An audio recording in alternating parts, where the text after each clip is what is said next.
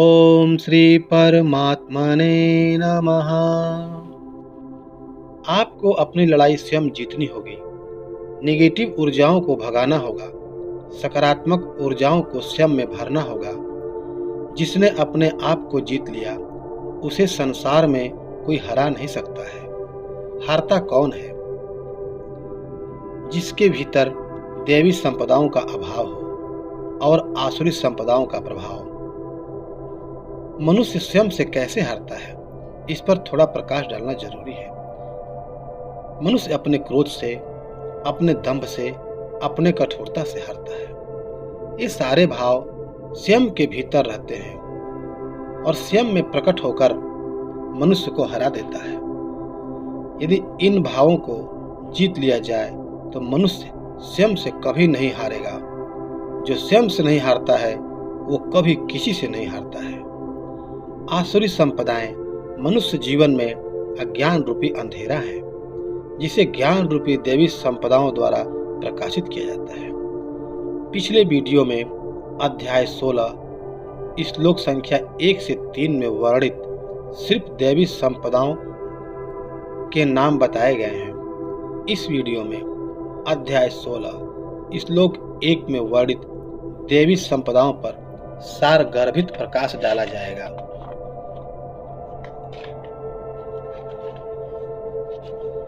अध्याय 16 श्लोक संख्या 1 में श्री प्रभु जी ने दैवी संपदा में प्रथम स्थान अभयम को दिया है, यानी कि अभयम का विशेष महत्व है। अभयम, जब मनुष्य को किसी के द्वारा पहुंचाने वाली हानि से होने वाली क्षति या किसी घटना के परिणाम की आशंका से घबराहट उत्पन्न होती है, वही भय है। जब किसी प्रकार की परिणाम की आशंका से घबराहट उत्पन्न न हो तो उसी का नाम अभय है। भय घटने वाली घटना के परिणाम की आशंका से उत्पन्न होता है। आशंका यानी जो अभी हुआ नहीं हो सकता है। जिस व्यक्ति के पास ज्ञान है और मन स्थिति मजबूत है वह अभय है। भय मन स्थिति की दुर्बलता और अज्ञानता का लक्षण है। दूसरा, सत्व संशुद्धि।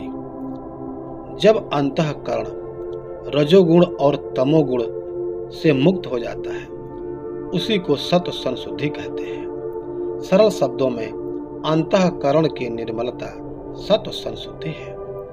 सत्व संशुद्धि साधक की एक विशेष अवस्था का नाम है। वह साधक छात्र, छात्रा, गृहस्थ या किसी संस्था में कार्य करने वाले व्यक्ति में हो सकता है। सत्व संशुद्धि से व्यक्ति का स्वभाव मनमोहक हो जाता है।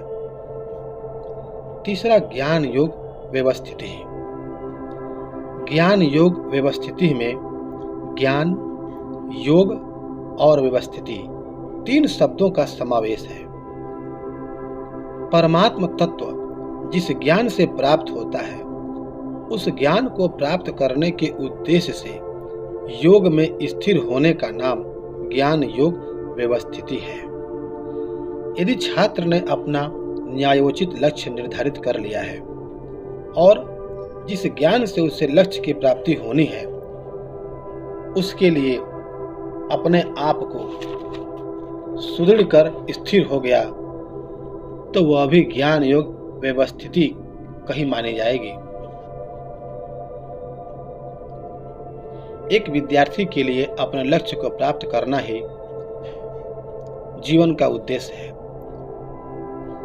यह ध्यान रखने की बात है, यह एक दैवी संपदा है जो छात्र के लिए, साधक के लिए, सभी के लिए है।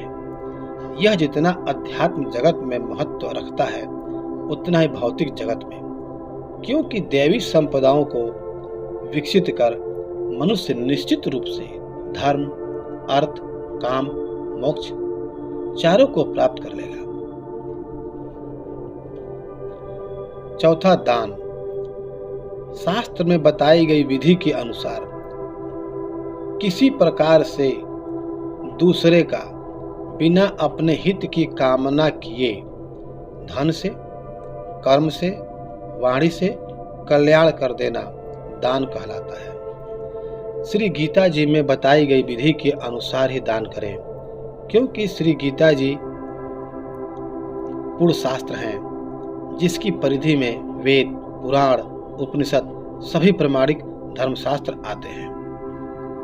5वां दमः, विषयों तथा इंद्रियों के संयोग को पूरी तरह समाप्त कर देना दम है। अब यहाँ यह समझना आवश्यक है कि इंद्रियां क्या हैं और इंद्रियों के विषय क्या हैं। इंद्रियां दो प्रकार की होती हैं, ज्ञान इंद्रिय, दूसरा कर्म इंद्रिय। ज्ञान इंद्रिय संख्या में 5 होती हैं। आंख, कान, नाक, त्वचा, जिह्वा। आंख का विषय रूप है, कान का विषय शब्द है, नासिका का विषय गंध है, त्वचा का विषय स्पर्श है, जिह्वा का विषय रस है।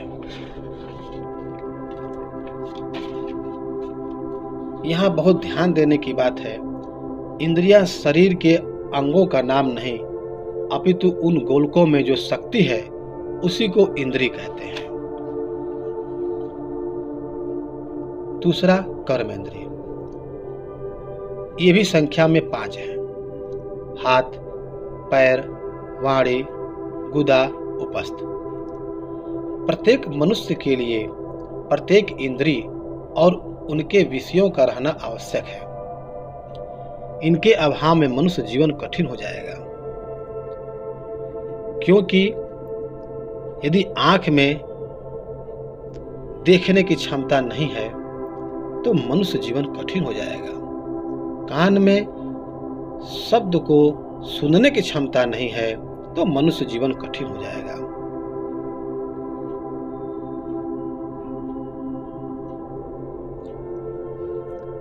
अब मनुष्य पर निर्भर करता है कि वह इंद्रियों का प्रयोग भोग विषय के लिए करता है कि आत्म कल्याण और जीवन निर्वाह के लिए। एक मनुष्य अपने आंख का प्रयोग प्रभु की तस्वीर को देखने में करता है और दूसरा अपने आंख का प्रयोग गंदे चित्रों को देखने में करता है। दोनों में अंतर है।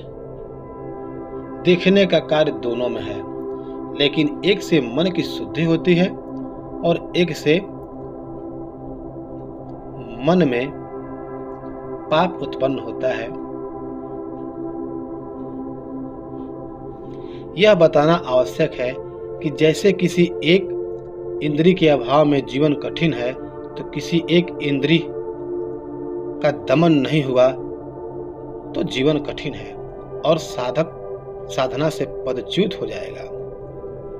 कर्म इंद्रियों की अपेक्षा ज्ञान इंद्रियां सूक्ष्म और श्रेष्ठ है। ज्ञान इंद्रियों का संयम करने से कर्म इंद्रियां स्वतः संयमित हो जाती हैं। इसलिए इंद्रियों का संयम करना बहुत जरूरी है। 6ठा यज्ञ है। प्रभु की प्राप्ति हेतु निश्चल भाव में स्थित होकर जो शास्त्रोक्त क्रियाएं की जाती हैं उसी का नाम यज्ञ है। अग्नि कुंड में प्रज्वलित अग्नि में हवन सामग्री की आहुति दिया जाना भी यज्ञ है। न्यायोचित अर्जित धन को देवों की सेवा में लगाना भी यज्ञ है। दैवी संपदा को अपने हृदय में धारण करना भी यज्ञ है। अनेक प्रकार के यज्ञ हैं जिसे योगेश्वर श्री कृष्ण श्री गीता जी के अध्याय 4 में स्पष्ट किया है। 7वां स्वाध्याय, आत्मज्ञान और आत्मदर्शन कराने वाले भगवत शास्त्रों का अध्ययन करना स्वाध्याय है। जैसे श्रीमद् भगवत गीता जी का अध्ययन करके उसमें बताई गई विधियों को धारण करते हैं तो आप आत्मज्ञान व आत्मदर्शन दोनों प्राप्त कर लेंगे। यहाँ आत्म शब्द आत्मा का द्योतक है। वेद, पुराण, उपनिषद, ब्रह्मसूत्र का अध्ययन करना स्वाध्याय के अंतर्गत आता है। अति सूक्ष्मता में जाएं तो भगवान के नाम का कीर्तन, गुणों का बखान, लीलाओं का चिंतन, रूप का चिंतन भी स्वाध्याय में आता है। 8वां तप। भगवत प्राप्ति में किए जाने वाले कर्तव्य कर्मों को करते समय प्रकृति की अनुकूलता, प्रतिकूलता व शारीरिक कष्ट को सहना तप है। 9वां आर्जवम। बाह्य और अंतःकरण की वृत्तियां एक समान निर्मल होकर जब दूसरे के साथ निर्मलता का व्यवहार व्यक्ति करता है तो उसे आर्जवम कहते हैं। आर्जवम के लिए बाह्य और अंतःकरण की वृत्तियों का निर्मल होना प्रथम शर्त है। इसके बिना प्रत्येक समय प्रत्येक व्यक्ति के साथ मधुरता पूर्वक व्यवहार हो ही नहीं सकता। अब अगले वीडियो में अध्याय 16 श्लोक 2 में वर्णित दैवी संपदाओं पर सारगर्भित प्रकाश डाला जाएगा। ओम श्री परमात्मने नमः।